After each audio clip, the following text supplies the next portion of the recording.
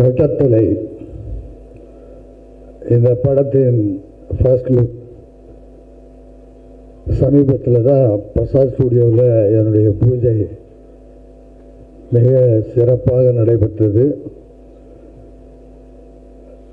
அந்த நிகழ்ச்சிக்கும் வந்தீர்கள், இந்த நிகழ்ச்சிக்கும் வந்திருக்கிறீர்கள். தொலைக்காட்சி நண்பர்களுக்கும் பத்திரிகை நண்பர்களுக்கும் கலை சம்பந்தப்பட்ட அத்தனை பேருக்கும் என்னுடைய நன்றி கலந்த வணக்கத்தை தெரிவித்துக் கொள்கின்றேன். இதன் தயாரிப்பாளர் பாபி பாலச்சந்திரன் முதலில் பேசும்போது அவர் எப்படிப்பட்ட குடும்பத்திலே இருந்து பிறந்து வளர்ந்து இந்த வளர்ச்சியை அவர் எப்படி ஏற்படுத்தி கொண்டார் என்பதற்கு மிக தெளிவாக அழகாக இங்கே படம் பிடித்து காமித்தார்கள். வாழ்க்கை என்பதே நம்பிக்கை தான். நம்பிக்கை இருந்தால் நிச்சயமாக வாழ்க்கையிலே வெற்றி பெறலாம்.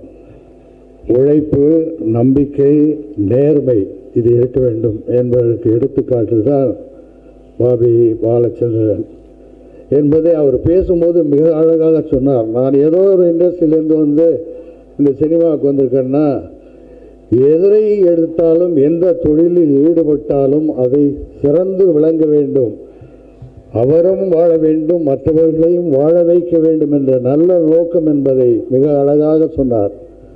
அதே போல் மனோஜ், டாக்டர் மனோஜ் என்னுடைய குடும்பத்தில் ஒருத்தர். அவர் இந்த ரெட்டத்தலை அப்படிங்கிறது வந்து சிறந்த டைட்டில். அதாவது 2 அப்படின்னாலே வி ஃபார் விக்டரி, வெற்றி நிச்சயம்.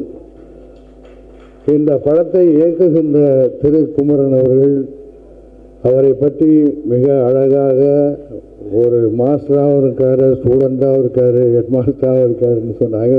ஒருத்தர் பேசும்போது அவர் ஒரு ஜெயில் வார்டன் அப்படின்னாங்க.